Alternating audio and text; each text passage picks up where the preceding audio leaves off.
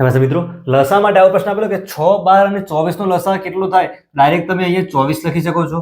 44, 77, 11 લસા કેટલો થાય છે? ડાયરેક્ટ આપણે લખી શકીએ 308. 21, 35 અને 42 નો લસા પૂછો હોય ડાયરેક્ટ આપણે 630 લખી શકીએ. પરંતુ આ ક્યારે શકીએ? તો આપણે જે ટ્રીક છે આવડવી જોઈએ. તો આજના વિડીયોમાં આપણે લસા માટે એકદમ સરસ ટ્રીક શીખ્યા અને તેની મેથડ એટલે કે એની પ્રોપર રીત શું છે એ પણ શીખીશું. શું થશે? એક્ઝામમાં તમારો ટાઈમ બચશે અને જો ટ્રીક ભૂલી જવાય તો મેથડ પણ આવડવી જરૂરી છે. સૌથી પહેલા શરૂ કરીએ. સૌથી પહેલા 8, 16 અને 32 આપેલા છે. કરવાનું શું? આજે 32 સૌથી મોટો છે એને પણ લઈ લેવાનો 32.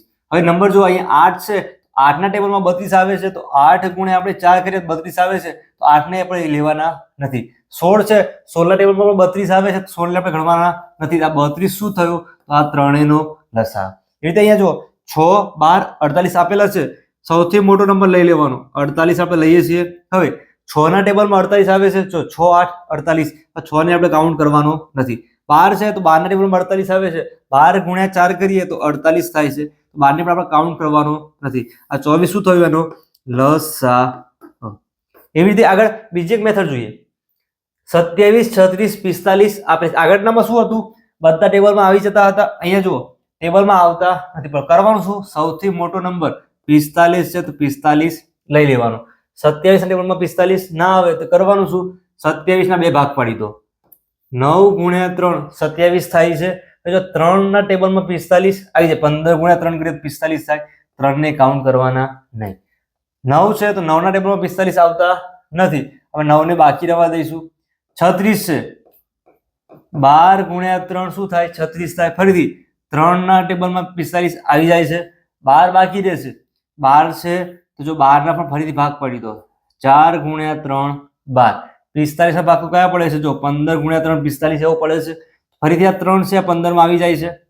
આજે 3 ને કાઉન્ટ કરવાના નહીં. બાકી શું રહ્યું? આ 4 બાકી છે, 15 અને 3. અહીંયા જો 9 છે, 3 ગુણ્યા 3 9 થાય. આજે 3 છે, આ 15 ની અંદર આવી જવાના છે. 3 બાકી છે. 3, 4, 15, 3 45 તો છે. 4 ગુણ્યા 3 કરો 12 થાય. 12 ગુણ્યા 45 ના કરવા હોય તો 45 ગુણ્યા 4 કરી દેજો. 45 ગુણ્યા 4 45 તું 90, 90 ગુણ્યા 180, 180 ગુણ્યા 3 18 ગુણ્યા 3 કેટલા થાય? 54 થાય. 540. શું થયું? આ ત્રણેયનો લસા. આના માટે જોઈએ જુઓ સૌથી મોટો નંબર લેવાનો છે. 77 આપણે લઈએ છીએ. 77 લીધો. હવે 11 ટેબલમાં 77 આવી જાય છે તો 11 ને આપણે કાઉન્ટ કરવાનો નહીં. 44 છે, 44 ટેબલમાં 77 નથી આવતું પણ 44 આપણે ભાગ પાડીએ. 11 ગુણ્યા 4 શું થઈ જાય? 44 થાય છે. જો આ 11 છે એના ટેબલમાં 77 આવી જાય છે. આ 4 ને લેવાના છે તો 77 ગુણ્યા કરી દેવાના 4.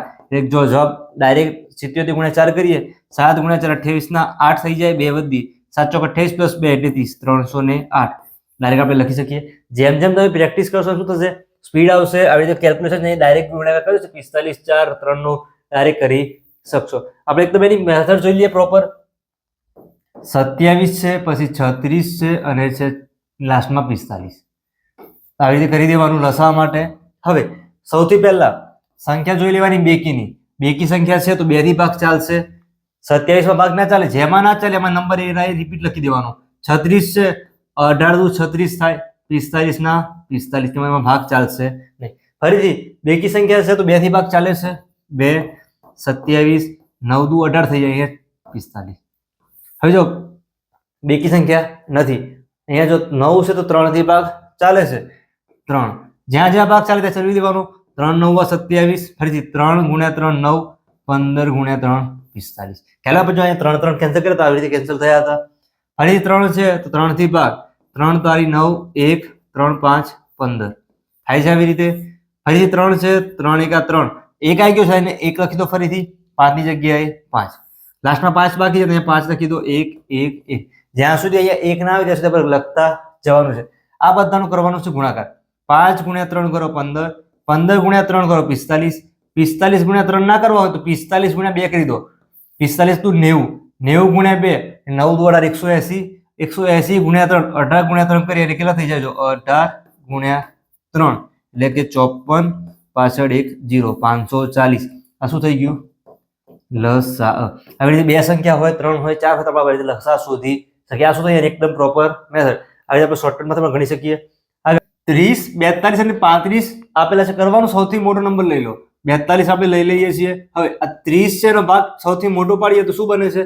15 ગુણ્યા 2 કરીએ 30 થાય છે. જો 15 ને 42 આવતો નથી, 2 ના ટેબલમાં આવે છે 21 નું 42 એટલે 2 કાઉન્ટ થશે નહીં. 15 ના ભાગ પાડી દઈએ. 5 ગુણ્યા 3 15. 3 થી આ 42 ને ભગાશે કેમ? 4 + 2 કરીએ 6. સંખ્યાનો સરવાળો 3 ના ગુણકમાં આવે છે, 3 થી ભાગી શકાય. 5 બાકી રહેશે. હવે આ 35 બાકી છે. 35 કયા ટેબલમાં આવે છે? 7 ગુણ્યા 5 35. જો 7 છે, 7 6 42 થાય છે તો 7 આવશે નહીં. 5 5 જો 5 અને 5 બે વખત છે તો આપણે લેવાના છે એક જ વખત. 5 અને અહીંયા જો 42 છે તો 42 ગુણ્યા કરી દેવાના 5. તો 40 ગુણ્યા 5 કરીએ તો 200. 5 ગુણ્યા 2 10 એટલે કે 210. આ શું થયું? આ જે 3 સંખ્યા છે એનો લસા. આવી જ રીતે તમારે મેથ્સ અને રીઝનિંગ એકદમ સારી રીતે શીખવું હોય તો ચેનલ યુટ્યુબ પર સબસ્ક્રાઇબ કરજો. વિડીયો પસંદ આવ્યો હોય લાઈક સાથે શેર કરજો.